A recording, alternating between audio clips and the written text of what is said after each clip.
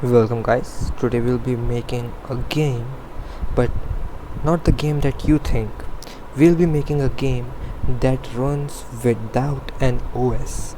Yes, you don't need Windows, you don't need Linux, you don't need any other OS. It would run from your bare metal hardware, no OS needed. So let's get right into it. First let me make a directory for my game. It would be Pong, and let's go into Pong. Okay, so first let me explain you some basic stuff. So GNU image manipulation program, and just create okay, and just fill this thing, swap colors, take a brush, bam. Okay, so historically, how does our PC boots? So our PC boots by executing the first 512 bytes 512 bytes of code. So the CPU first loads in the BIOS firmware. The BIOS then looks at a magical memory address. The memory address is hex 7 something something. I don't remember the exact thing. We will be looking that up, okay? And from this memory address we will be having 512 bytes of our bootloader MBR. So what does MBR do? It basically creates, if you are using an NVMe SSD, it basically has a data DAP. What was this? I don't remember this. Let me go BIOS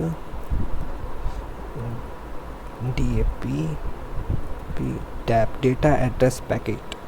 Yes, so it basically has a data address packet that is basically just a structure of some memory, some magical numbers that tells the BIOS to read data from a specific location in the hard drive.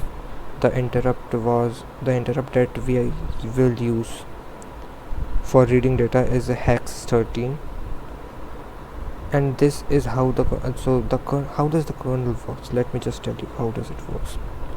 So first we read the first 512 bytes.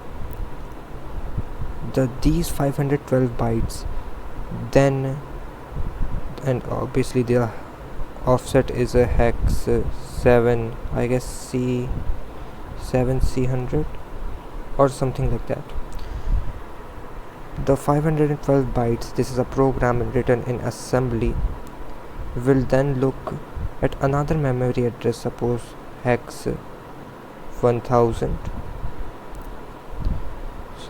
and from hex 1000 it would be reading our kernel. So we will be telling that, hey man, our kernel is located at this location, and we will be having our kernel offsetted at this location, stored at this location, and just start reading the kernel from this thing. Also the addressing scheme that we are using. So how do we know where, how does the kernel reaches at this address? Well, it doesn't reaches at this address. What happens, we will be first having we're writing our assembly MBR, that's 512 bytes. Then we will be sticking the kernel right beside it. In Linux or in x86 things, 512 bytes are actually, this is actually called a sector. So 512 bytes is a sector. The scheme that we use for location is sector and offset. So sector and offset. So at first sector, at offset hex 7c, we have our MBR.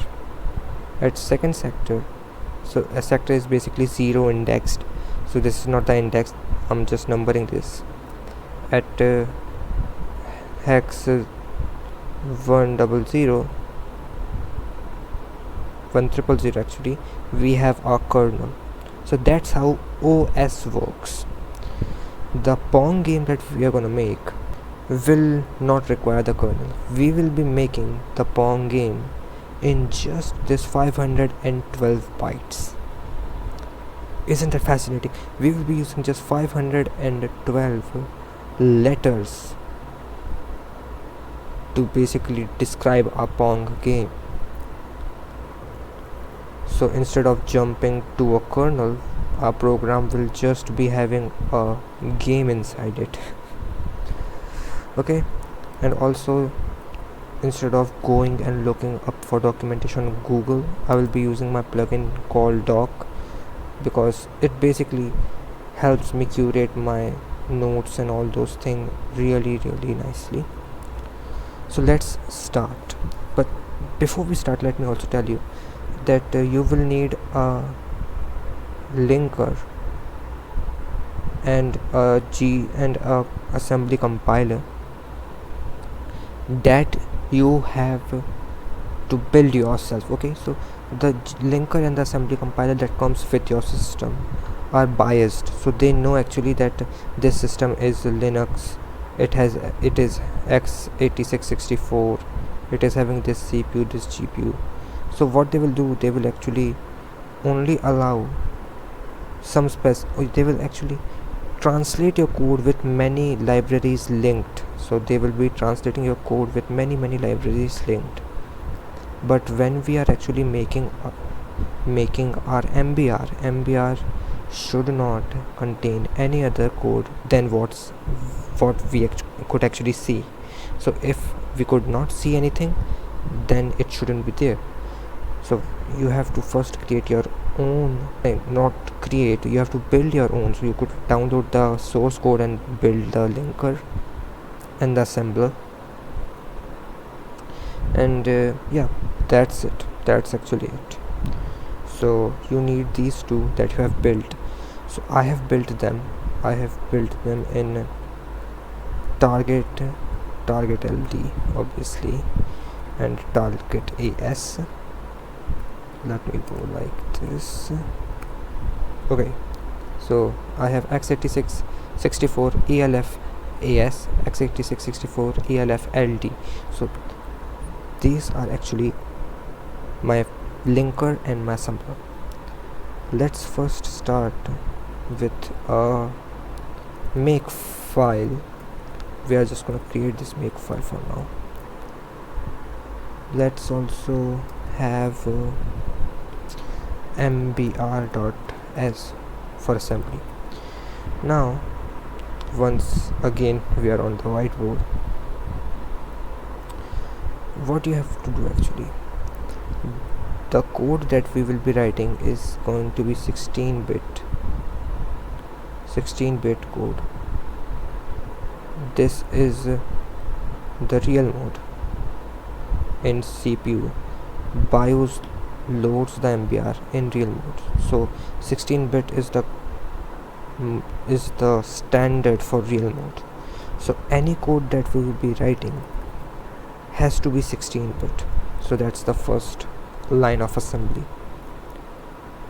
The second line of assembly, and that's here what's going to be really fascinating idea.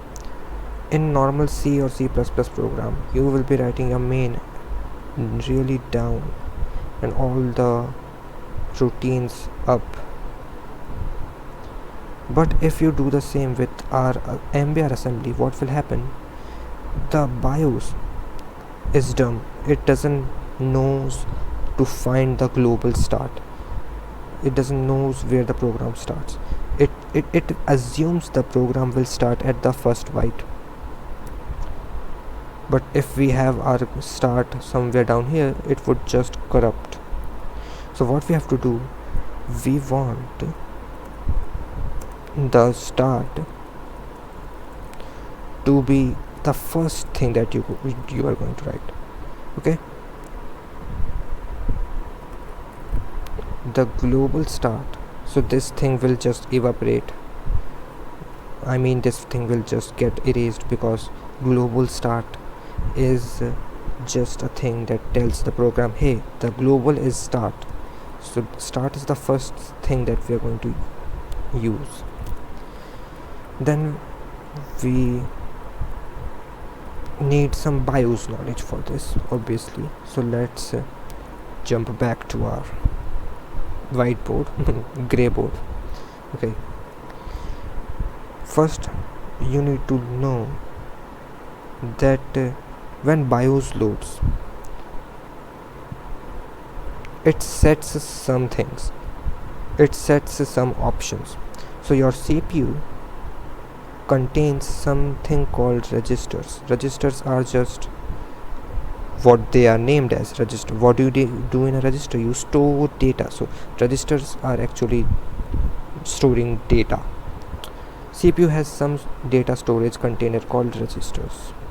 When BIOS loads, it sets the DL register. So DL is just the name of the register. When BIOS loads, it sets the DL register, means it stores the drive number inside DL register. So basically telling from which drive are we booting. Drive letter is stored in the DL register. So first we need to have a DL register. So DL register, we want to store it. So let's have a variable called drive letter. Is just a variable that's going to be a byte, and let's initialize it with 0. So the assembly that I am using is AT&T assembly. So the move instruction actually works as move source destination. That's how it works. So if I want to store the value of DL into the drive letter, so I could just go, and I know there is going to be some error in this thing. Oh, there is actually no error, but now there will be error. Yes. Okay, so we are storing the value of DL inside drive letter. Okay, that's nice. Now we need a way to print our message onto the screen. So that's the first thing you want to do when you are making game. You want to print something on the screen. The BIOS provides an interrupt called hex 10 that does exactly this. It interrupts, it provides us a space on the screen where we could just put the text. So how does that actually work? Well, we could have hex 10 interrupt being called, and the hex 10 interrupt, actually let's go search for hex 10 interrupt. It's a BIOS interrupt for video service on x86 architecture. So when you are calling hex 10, you have to set some modes.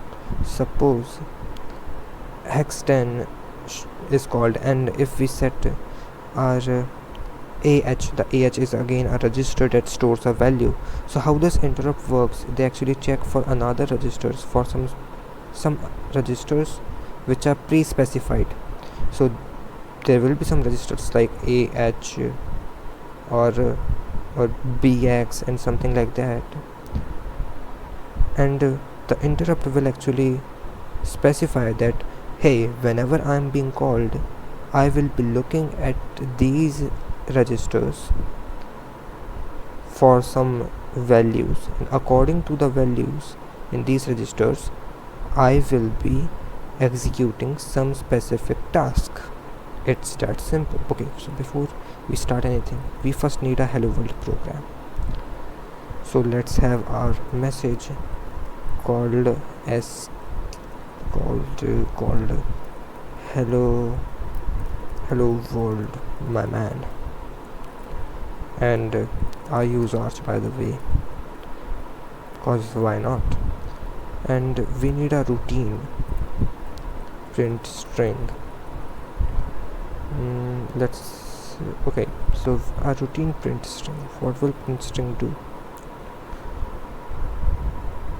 It will read this text line by line and interrupt and put it on the screen, interrupt and put it on the screen, interrupt and put it on the screen, and so on. Okay, so let's start. So first of all, we need our registers. So AH will contain the mode of drawing and AL will contain the letter. So AH will contain the mode of drawing. So 0 hex E, which is hex decimal 14, that will be stored in AH, %AH. Then we need the character to be stored in AL. So move. How are we going to get the character? Well, that's the point. We need to read the character. We need to be able to read the character. So how can I do that? I could store the address of this string and I could increment that address pointer to then receive to next words, basically. So H, then E, then L, then L, then O. So it would transverse this whole string, and when I encounter a null, I'm just going to stop. So I'm saying that this routine supposes that the message address will be in a register that could actually handle addresses. One of them is BX. So BX register is meant to handle addresses. So this supposes that the message address will be in BX. Then we should be having a loop. Then we can actually have a loop AH. As an editor's note, I just want to tell you that I have skipped almost 50% of what this actual clip was, because it just required me searching on Google, on Gemini, and debugging the code that I wrote. So yeah, that wasn't fun at all. Okay, so after a good half an hour of debugging, what I have found, using stack is more important than anything else. Stopping the interrupts is another big thing, and this load SB thing. My mic just died in this part of the video, so I'm just going to skip it. I will be continuing this series and making the game in that 512 bytes MBR section. So be sure to subscribe and like this video. Bye.